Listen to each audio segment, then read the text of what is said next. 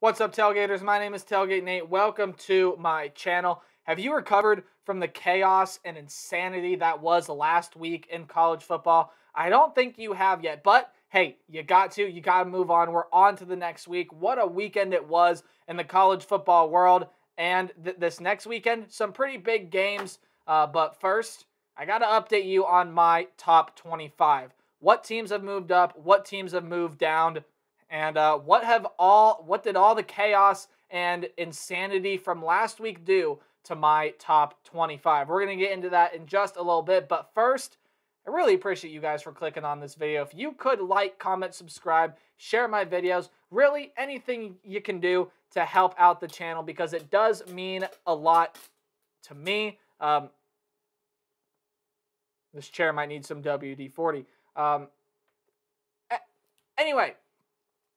Really appreciate you guys clicking on this video here. And without further ado, let's go ahead and dive on into my updated top 25. And as per usual, we are going into my honorable mention list. So a couple teams dropped out of the poll from last week. You had Kansas, you had Baylor, and you also had BYU drop out from last week's poll. Now, Kansas, Baylor, BYU, all current or future Big 12 teams. So the Big 12 represented nicely here on the honorable mentions. You do have an ACC team in here as well in the Pittsburgh Panthers. A couple teams from the Pac-12, Oregon State getting the win over Washington State this past week, and then Washington, who deserves now to be back on this list. And then you actually could even throw Oklahoma on this list as well, although they're probably, I believe there are 14 teams on this board. Yeah, they're probably team number 15, so probably 40. Is what I would say in rankings right now. That's just my personal poll. In the Big Ten, you got Maryland and Minnesota representing that conference here. Couple group of 5 teams, both representing the American Athletic Conference. UCF and Tulane are here on this list. Out of the SEC then, 4 teams, and they're all right in the middle-ish there. I almost said Kentucky. You'll see Kentucky later, but South Carolina, who beat Kentucky, hence why they are on this list. And they've had a really good season up to this point as well. Texas A&M, you also got Arkansas and LSU here as well. And actually, I believe South Carolina and Texas A&M play each other this week, so that's a huge game there. Kansas and Baylor play each other this week, I do believe, there as well. So, hey, some big games coming up in the honorable mention category group of teams here. So keep your eye on that. I believe Tulane plays Memphis. That's an important game for Tulane there as well. But that's my honorable mention list. When we dive into the actual top 25, you'll see that I finally do have a group of 5 team in there, and it is Cincinnati at number 25. Now, you can absolutely rank Cincinnati higher or lower. I just think that all teams, especially teams from 25 to maybe 16 or something like that, are really close. I mean, it's really close, really tough to tell. It's really hard to make a top 25 list this year, but Cincinnati absolutely deserving of being in as a top 25 team. This is a really good Cincinnati team, and ever since that loss to Arkansas, which I don't believe I've had Cincinnati ranked since that loss to Arkansas in the very first week. But Cincinnati, hey, has been playing well, although do have some questions about Cincinnati's consistency. They've had a couple struggles this year. They did have a struggle against South Florida and some other bumps and bruises along the way there as well. But overall, Cincinnati, very good team, absolutely top 25 team, and they are back in the poll. North Carolina dropped a spot. They were able to pull out that game, the win there against Duke, had to pull it out late. Look, Drake May playing really well. That defense is finally starting to come along here over the last, I'd say, about a month of the season now, and they're starting to play really well. But again, why did North Carolina drop a spot even though they won this past week? I don't think Duke is that great, number 1, but also, again, it just shows you how close the gap is as some teams just ended up jumping ahead of North Carolina. That is just plain simple. That's what happened, including the NC State Wolfpack here as well. Now, NC State actually did drop 11 spots from this past week, and I usually don't drop teams that far after a loss unless it was a really bad loss, unless they looked bad. I don't think NC State looked horrible particularly. Definitely could have played a better game. Ended up losing there to Syracuse, so they were going to drop anyway because of that. But the reason they dropped 11 spots is this team definitely is taking a step back talent-wise on the offensive end because of the news that Devin Leary is going to be out for the rest of the season. Hopefully he can get healthy and get back soon, but it seems like he's going to be out for the rest of the season. We'll see if he ends up coming back next year or not. If he's eligible, again, I'm not quite sure of that fact, but Devin Leary, really good quarterback for NC State. Now you have to go to the backup, who I believe is a freshman, played okay in that last game against Syracuse, and we'll see what he can do as the quarterback of NC State. But hey, this defense is still really good, probably out of the running for an ACC title, but definitely still in the running to try to push their way to a New Year's Six bowl game, but a lot may have to go their way. Purdue in here at number 22. Purdue is a couple plays away from being 7-0 and probably a top 10 team. Purdue absolutely has to be ranked. This is a team that, yes, has had their inconsistency issues and had their respective things happen this year. But again, the two teams that have beaten Purdue this year are Penn State and Syracuse, who both are in, I'll go ahead and spoil this right now, are both in the top 15 of my top 25. So, I mean, when you lose to two top 15 teams and those are your only two losses, and you've been pretty good everywhere else, with the exception of, again, almost lost to FAU. Nebraska played them close, but I think Nebraska's has also gotten a whole lot better. Purdue's got a lot of tough games left. They were able to get a good road win against Minnesota. You have Illinois still on the schedule there as well. You have Wisconsin this week. I believe they still have to play Iowa there as well. That's a really good defensive team. So still some tests coming up for Purdue, but I think they've proven themselves enough to earn a spot in the top 25. And then Kansas State, even though they didn't play last week, jumped up spots to number 21. Adrian Martinez playing well, especially using his legs on the ground. Deuce Vaughn, one of the best running backs in the entire country. And again, I don't normally move teams up or down that much unless teams just happen to pass above you or below you. In this case, teams dropped below Kansas State. So Kansas State ended up rising up to number 21. That's just kind of how that worked. All right, moving in now to the top 20, where at number 20, I have the Mississippi State Bulldogs. Not a bad loss last week against Kentucky. Kentucky was kind of in win desperation mode, got themselves out of a 2-game losing streak, but this is still a really good Mississippi State team. Will Rogers is still playing really, really well. And then also, when you go ahead and look at this Mississippi State team, Mike Leach, not known to run the ball, although this is a team that's definitely run the ball a lot better than a lot of Mike Leach teams have in the past. They got some guys back there that can run the ball. Believe they're almost averaging 100 rush yards per game, which for a Mike Leach system is nuts. And this defense is really aggressive and plays a really good brand of football over there on the defensive end. Like what I'm seeing from Mississippi State, tough loss last week, and they got to play Bama this next weekend. We all know what happened to Bama, so that might not be a very fun day for Bulldog fans. Texas is here at number 19. This is a different feeling team when Quinn Ewers is at quarterback. I honestly don't think they would have been able to win that game against Iowa State last week and be able to pull out that win if, A, the defense wasn't playing as well as it has been. It played really well against Alabama week 2, took a couple weeks off, played exceptionally well against Oklahoma, and then had a fairly solid game against Iowa State there as well. So the defense is playing well, and I also don't think they would have beaten Iowa State if Quinn Ewers wasn't that quarterback. If it was Hudson Card, I don't know if they would have been able to pull out that win, but still, really good win for the Texas Longhorns, able to grind out a win against an Iowa State team that is doing all the right things, just can't come away with a win. But this Texas team here jumps up one spot from where they were last week. Illinois, how about Illinois getting into the rankings here as well, right? Illinois, a very interesting team this year. They play a really old school Big Ten style brand of football, and that is run the ball and play good defense. That's what the Big Ten used to be all about, and Illinois does that exceptionally well now. Chase Brown, I believe, is the leading rusher in the country. He has over 1,000 yards already this season. Tommy DeVito brings a solid level of quarterback play there, as well as he came over from, I believe it was, he came over from Syracuse there to be this quarterback and has played well up to this point. Illinois, really good team, deserving to be in the top 25 here. I believe they have a bye week this week, so they're going to be able to kind of regroup themselves and be able to look forward and see what they have ahead of them. Wake Forest, and again, Illinois, really good team. They're one of the best defenses in the country statistically right now. Chase Brown is amazing. They're deserving here at number 18. Wake Forest at number 17. They didn't move a whole lot from last week. Again, a team just happened to jump them. They had a bye week. Still got a lot of games in front of them that they could absolutely go ahead and win. But for the Wake Forest Demon Deacons, definitely still some work to do for this team to bump back up. I think this is still a pretty solid team. Again, they had a bye week this past week. We'll see if the defense can step it up now in Wake Forest's second half of the season.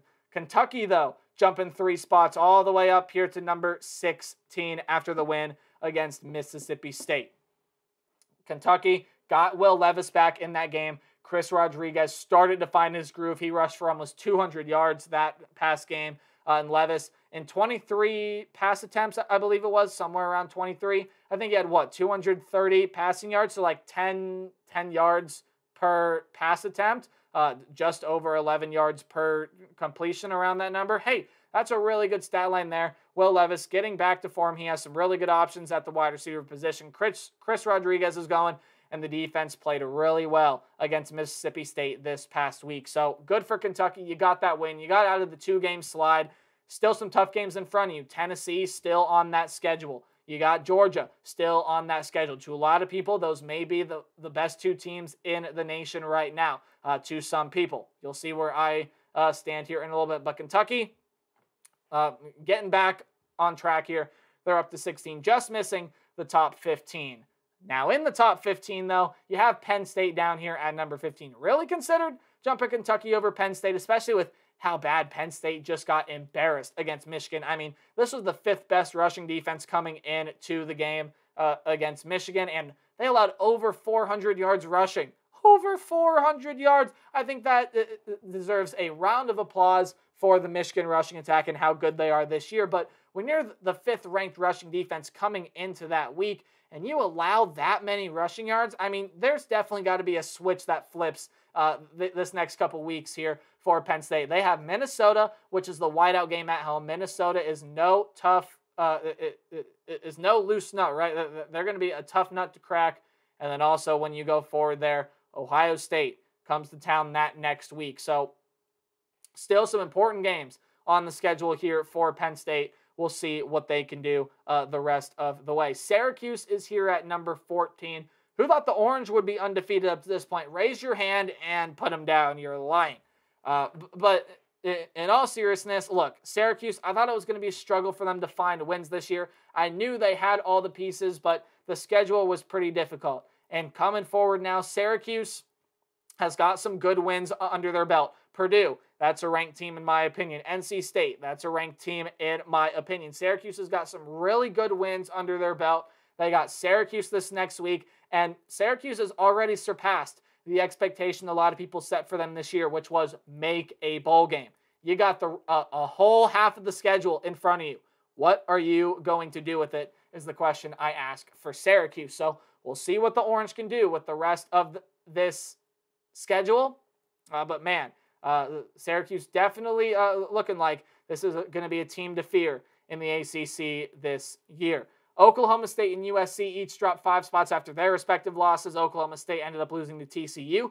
USC lost to Utah, who's at number 11. We'll talk about here in a little bit. Oklahoma State, look, they really had that game against TCU, and they were going to prove themselves as the best team in the Big 12, and they weren't able to hold on. They were not able to hold on to that game, ended up losing, and I believe double overtime to TCU. But, I mean, give credit to TCU. They were able to hold on, give me a second. They were able to why can I not gather my thoughts? TCU was able to come back, beat a really good Oklahoma State team. And look, Oklahoma State's taken a step up defensively for sure. Or offensively for sure. Defense taking a little bit of a step back. But I mean, Oklahoma State still very much alive to win a Big 12 title, and they got a huge game coming up this week against Texas. We'll see if they can get that one done at home. USC is here at number 12. Still really like what I'm seeing from USC. They just happen to get beat by a Utah team that I think ever since playing against Florida, with the exception of that UCLA game, has been really hot. Now look, for USC, still absolutely in it for a shot to go to the college football playoff and a shot for USC still definitely in it for a shot in a Pac-12 title and a spot to go to the college football playoff. They're still definitely in that conversation. But when you look at USC, definitely still feels like a vulnerable team, especially defensively.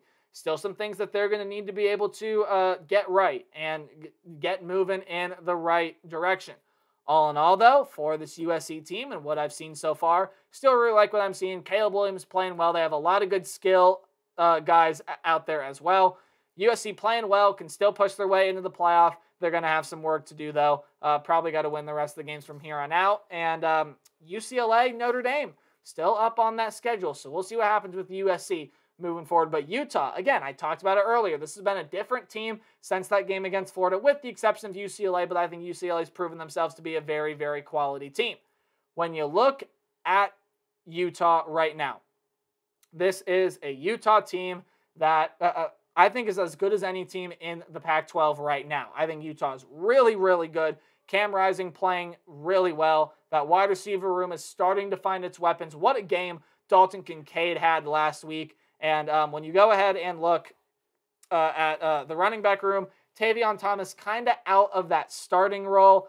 Some other guys really pushing their way in there. So running back room, maybe get stuff figured out. The defense, even though it let up 42 points against USC, but I mean, that's a really, really good offense there for USC. There were mistakes made on both sides, but also some really good defensive plays from Utah. Like what I'm seeing from the Utes this year, they're up 6 spots to number 11. And continuing with the theme of Pac-12 teams, and let the record show, as of right now, I think the top 10 teams are as clear-cut as they have been all season long. And that's starting with 2 more Pac-12 teams. We got Oregon and UCLA. Both teams are coming off a bye week, and both teams are going to be playing each other this next week. College Game Day is going to be in Eugene for that game. It's going to be a wild, crazy, crazy environment, and I honestly cannot wait to watch what this game has in store for us. 2 really good teams in the Pac-12 going head-to-head. Oregon, the early favorite in Vegas.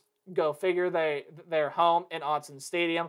But I mean, and both these teams got off to a slow start. They're both playing some really good football right now. We'll see who comes out victorious in Autzen Stadium this Saturday. That's definitely the biggest game of the week. TCU beat Oklahoma State last week. Again, a come-from-behind win, able to get the job done in overtime. What I like about TCU is Max Duggan is playing some really good ball, probably the best ball he's ever played for this TCU ball club. They're finally starting to weaponize Quentin Johnson. Even though Zach Evans left, there are still some really good talents at the running back position for TCU. And all in all, just like the way this defense is starting to come around there as well. We knew Sonny Dykes was going to come in and put up a really good offensive team.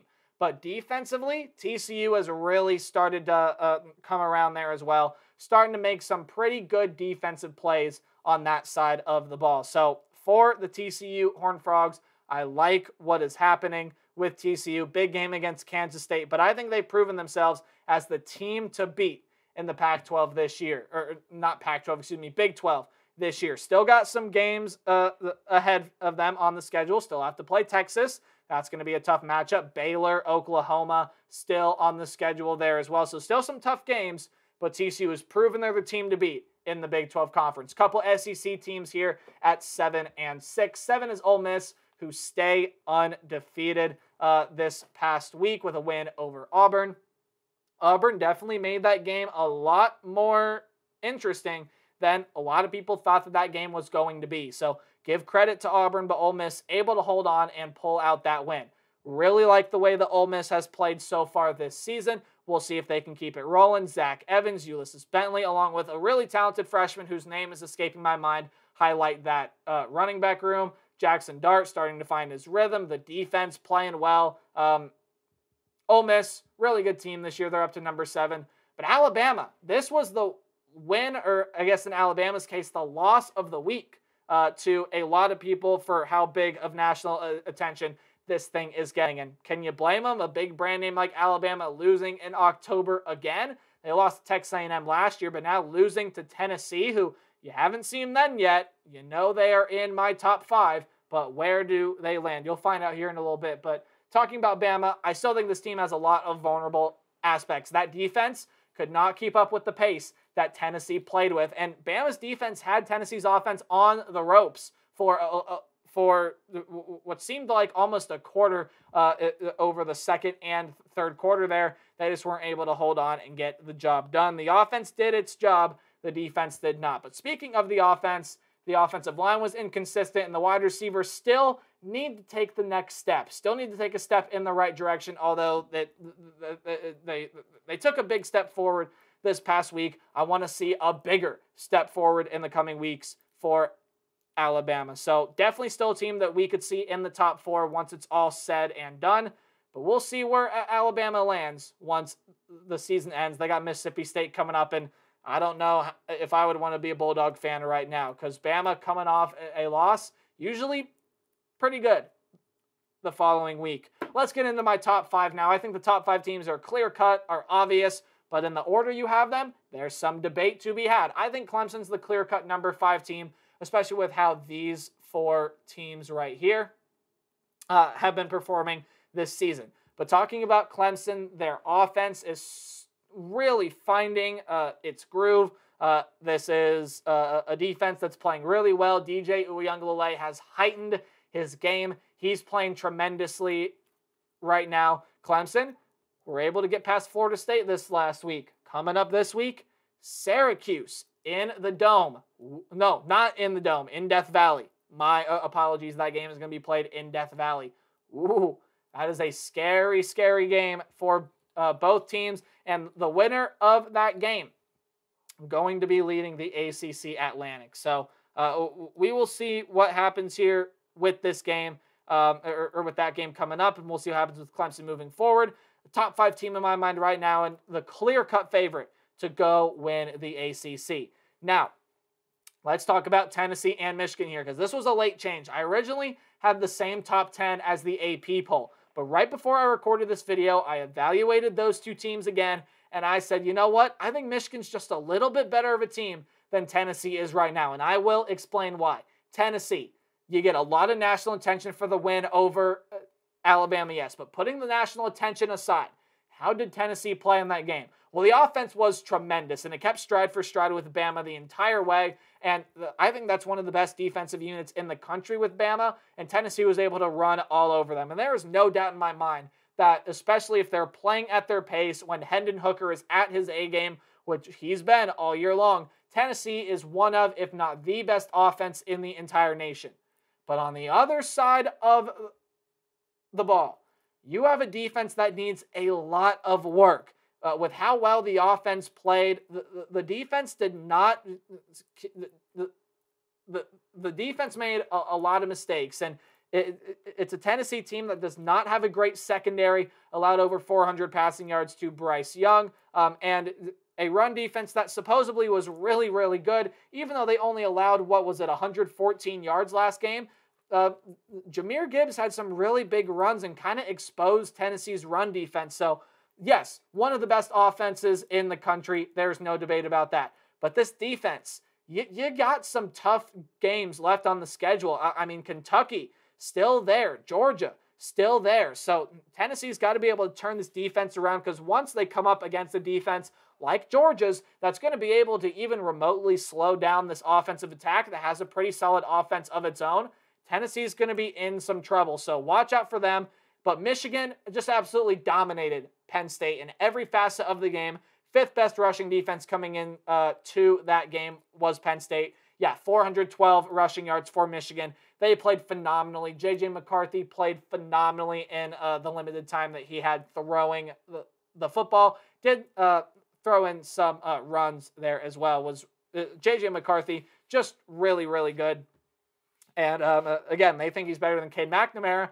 Cade McNamara let him do a playoff appearance last year. So again, I think Michigan, especially when you look overall defensively, Tennessee's offense probably better, but Michigan is able to play more complementary football, and the offense still pretty darn good. So I like what I'm seeing from Michigan. I really do. They jump up 3 spots from last week because I had them at 6 because Tennessee jumped into my top 5. Michigan is here at number 3.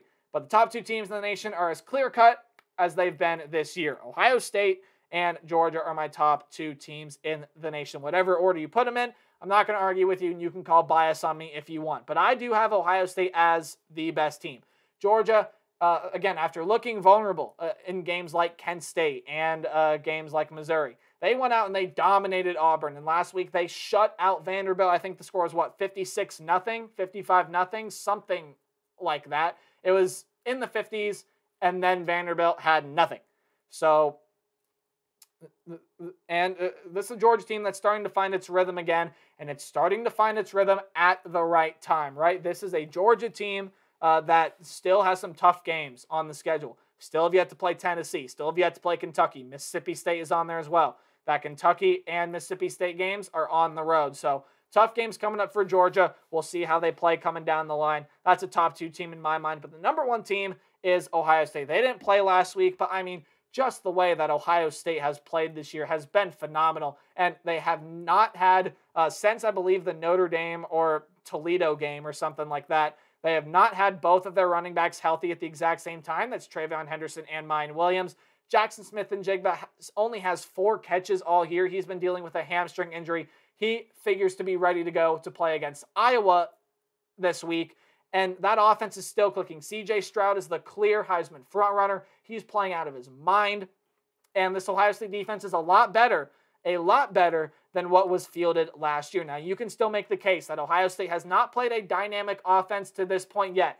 And to that point, I say fair. But the way that Ohio State has just consistently beaten down on opponents this year has been insane. And Ohio State right now is my number 1 team, but the schedule gets harder. Again, Iowa, a really good defensive team. They're going to test that offense that's going to have pretty much all of their weapons back. And then when you go ahead and look at the teams otherwise down the road, hey, Michigan is still down the road. You saw what they did against Penn State. Penn State still down there on the road. Besides what they have done against Michigan, Penn State's had a really good team this season. And then you also look Maryland on the road, a game that might be able to scare you as well. Maryland, a good team, and then a possible Big Ten title game berth there as well. And you might have to go play a team like Illinois there as well. So we'll see what Ohio State does the rest of the season, but had their bye week last week, got a chance to get healthy, especially Jackson Smith-Njigba and that secondary, and they're still my number 1 team in the nation this year. But there you go. Let me know your top 25 for let me know your top 25 before week 8. I'd be interested to hear what you have to say, and I appreciate you guys so much for watching. Be sure to like, comment, subscribe, anything like that to help support the channel. And remember to play hard, but tailgate harder. I'll see all you guys in the next video. Goodbye.